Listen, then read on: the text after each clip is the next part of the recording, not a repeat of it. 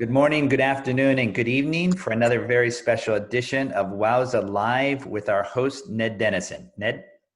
Hello, everyone. I'm the chairperson of the International Marathon Swimming Hall of Fame. We have one of our honorees with us today, Harry Huffaker. Harry, you have the most interesting story I ever heard for somebody stumbling across the English Channel. Please give us the sort of 3 to 5 minute version of this time in your life, because it's quite an adventure. Okay, sorry, Harry. I was in the middle of dental school, 2 years in, and having thoughts about finishing or not finishing. And I had an option to transfer my basic science credits and go to medical school. So I decided to take some time off, and a friend made arrangements to get me a seaman's card or merchant marine. And so I got on the SS Bremen and worked my way over to Germany. And first stop was in Rome to see the white smoke come out of the chapel, because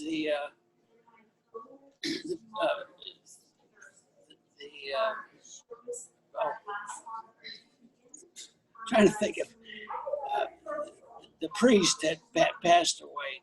The Pope, I'm not a priest. The Pope passed away en route over there, and so I started there. And after that was over, I bought a used Vespa motor scooter and rode it up to England, not knowing what country was coming next. My sense of geography was like less than zero.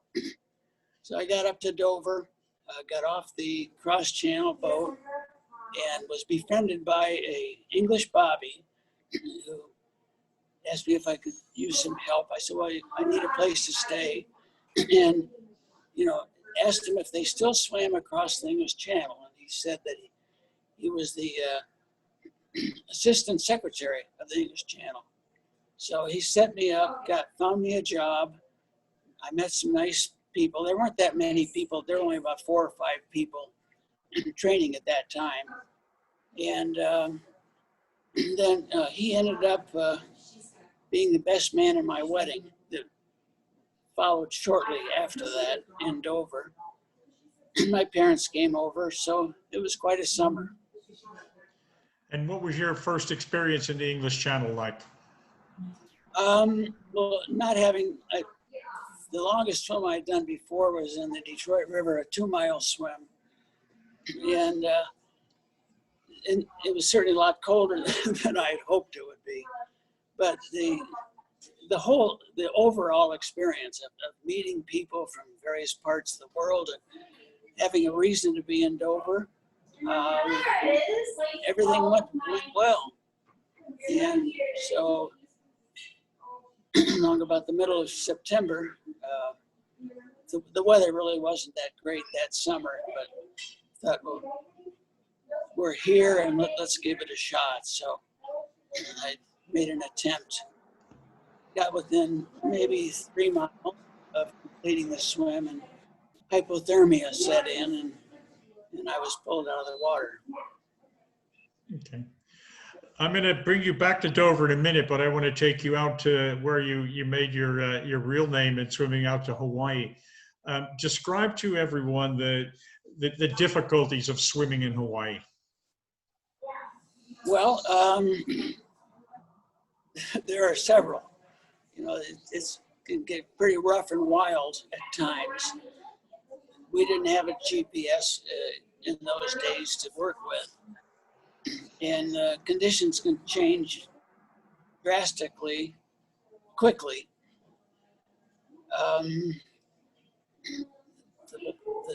Greta Anderson made 2, if not 3 attempts, and she held the English Channel record. And so that was some sort of semblance of solace to do something that she wasn't able to do. And Molokai Channel is the first swim there. And met a couple of sharks along the way, and was quite an experience. So then that led to the Ali Nui Haha swim, which was a 30-mile swim, and the first ever. And then I did the Molokai Channel in the reverse direction, the first ever to do that one. That they talk about that as swimming uphill. So had those swims under my belt. And then when I was 50, I pioneered a nonstop swim across 3 Hawaiian channels. It's a fundraiser for the Rotary Club of Metropolitan Honolulu, and managed to raise $225,000 for scholarships for graduating Hawaii high school seniors. And did not complete that swim. Got delayed getting to Molokai, and there really wasn't much hope of completing the third leg before darkness, which normally wouldn't have been a problem. But having swum that channel before and knowing there's a reef with 18 inches of water over it, I didn't want to do that one in the dark. So called it quits and went to work the next day. Well, we've had several of our honorees who've raised a fair bit of money, but the $225,000 particular in those years would certainly rank among the top 5 charity campaigns. So congratulations on that. Did you, do I understand correctly, you helped Becca Mann later do that same 3-channel swim? I did. Just last year, when Steve told me that she was interested in a challenge that had never been done, and that's nice friendship with her developed from that, and then Waikiki Rough Water Swim spent quite a bit of time with her, and delightful young lady. If I were 60 years younger, who knows what could have happened. And approximately how long did it take her?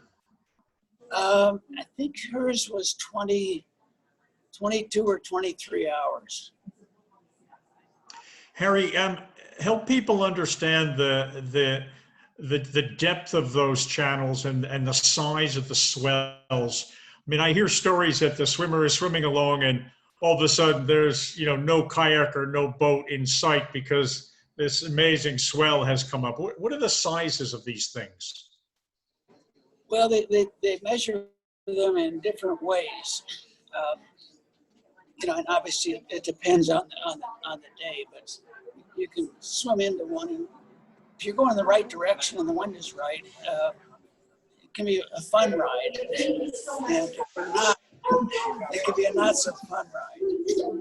But the thing that made the 3-channel swim challenging was we went from Lanai to Maui, and Maui to Molokai, and then Molokai back to Lanai.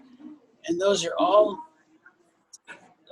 3 channels are on different points of sail. So the wind's coming from different directions, and the conditions are the same. But the swim across to Maui was a swimmer's dream. Flat, calm, beautiful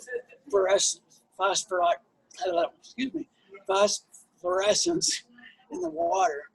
You put your arm in and you see the little organisms streaming off your hand. Looking across to Maui you could see the lights on shore from that far away. And things changed in the next channel to the point there was small craft warnings and high surf warnings. And so we were delayed in getting to Molokai to the place, and the time consumption, which posed difficulty in making it back to Lanai before darkness. And swimming across the reef with 18 inches of water over it and high surf. So it didn't sound too intriguing. You made your reputation on these big Hawaiian swims, and a well-deserved reputation. But you had a love affair with the English Channel and went back a couple of times. Tell us about your encores over there. I had one in the English Channel. The next summer, I trained in the lakes of northern Michigan and went back for a second attempt. And I started a little bit on the same day, a little bit after Barry Watson started. And he became the first person to swim the English Channel in under 10 hours. And there was a possibility that the record could have been broken twice that day. And to add to the confusion, they weren't sure whether Barry set the record or Harry set the record. And at that time, the communications was not what it is today. And people were running up and down the beach and making phone calls and trying to figure out just who it was that broke the English Channel record. But I, once again, succumbed to hypothermia just within less than a mile from finishing. And I was told that I finished this swim in the ambulance. My arms and legs were still moving while the ambulance was taking me to the hospital for a checkup. And did you have a third attempt as well, or a third visit? No, had a third visit to England in 1966 and entered some of the wonderful swims that the British Long Distance Swimming Association staged. Lulworth Cove to Weymouth and Tor Bay and Lake Coniston and it was a fabulous summer because people hosted me that I had met the year before, and we traveled around the country, and every weekend we went to a different location for a different swim. So it was a fabulous part of what open water swimming is all about, and it's about a lot more than just swimming long distance in open water. You meet some fabulous people from all over the world that I'm still in touch with and who have visited me in the intervening years. And your association with the Channel Swimming Association is multi-decades. Tell us what you did with them to put back into the sport. Well, I became a representative, international representative from the United States. So periodically I was available to assist with information or suggestions, guidance for prospective American swimmers that were trying to do what I didn't do.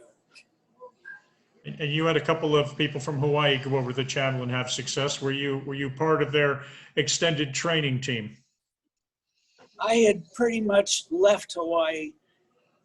The Molokai Channel became a very popular swim with the Ocean 7. And so the number of swimmers that were doing it were vastly increased. And so I didn't participate too much with that, but it's been a wonderful association. One of our honorees, David Udovin, used to famously say that somebody's always going to be faster, but no one's ever going to be first. So you have the distinction of being the first on a number of these routes. Harry, you wanted to talk a little bit about everything from sunshine to your medical conditions these days. help people understand where you are in life and perhaps give out some advice. Well, I'm currently experiencing the realities of being an 80-year-old. And when you live at 6,000 feet and hiking mountains and bike paths, it doesn't take long for biofeedback to let you know that you're not quite the person you used to be. And when not doing those things, I'm still relatively healthy. I was diagnosed with atrial fibrillation at age 77. So they put me on a blood thinner for that. And then I had a reaction to the blood thinner and experienced a brain bleed. And while traveling solo in New Mexico, had a stroke, led to a helicopter trip across the New Mexico desert to El Paso, where I spent 8 days in intensive care unit. And I came back rather quickly, but balance was an issue and speech was slurred and cognitive impairment. But just the tincture of time helped a lot. So I'm enjoying life. And talk to us about sunshine. Well, growing up, the sunscreen really had not been invented yet.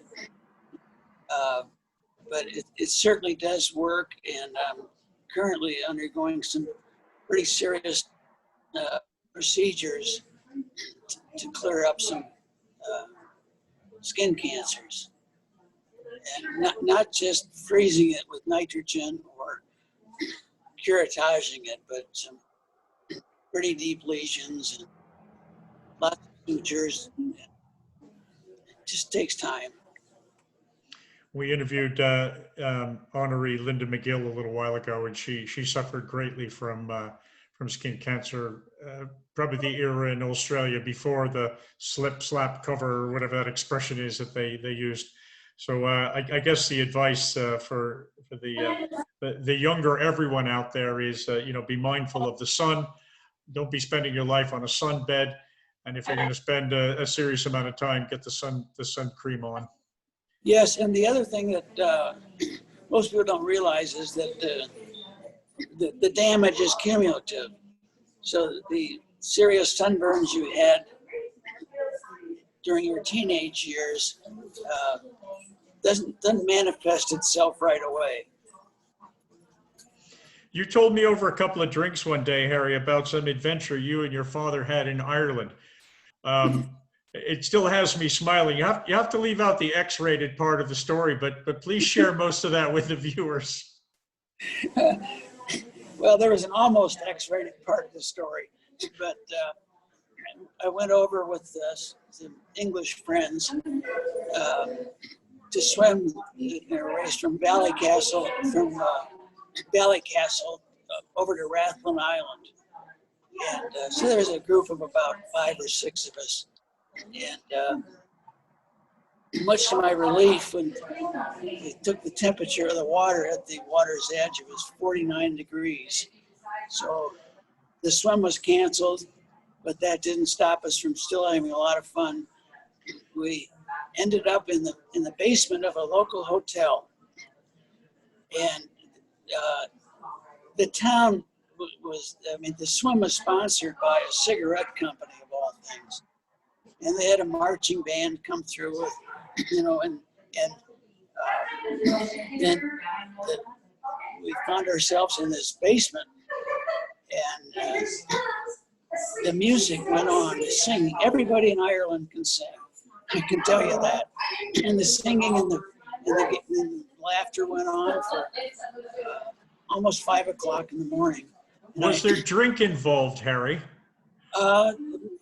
Rumor has it that there was, and I asked a friend if we needed to be worried about being raided, and he said, "Oh, it's no worry, Chop. The 2 policemen are both in here with us." So anyway, it was a very memorable experience. And one of the type of experiences that makes, open water swimming a lot more than just open water swimming. For people who haven't heard of Rattlin Island, it's in Northern Ireland. It's shaped like a boomerang. I think it has a 9.5-hour tide in one direction and whatever 5 hours in the other direction. The tides are incredibly fierce. After your swim, there were about 20 of us who went quite a few years later. And I think 5 finished the swim and the other 15 were picked up over 200 square miles of ocean. One of my buddies never got out of the harbor. He was stuck by a rock. Somebody else was nearly blown past Fairhaven, 15 miles away. Each swimmer had an escort craft and everything, but it was followed by a similar kind of get together afterwards, and a certain type of hospitality up there. Harry, we want to thank you very much for your time today. I want to wish you a great summer up in Sun Valley, Idaho, and thank you again for your time. I'd like to give a shout out to the staff here at Zenergy for helping work through this technology, and in addition to the wonderful swimmers that have supported my efforts over the years. Couldn't be done without them. Thank you very much. Steve, you can stop recording now.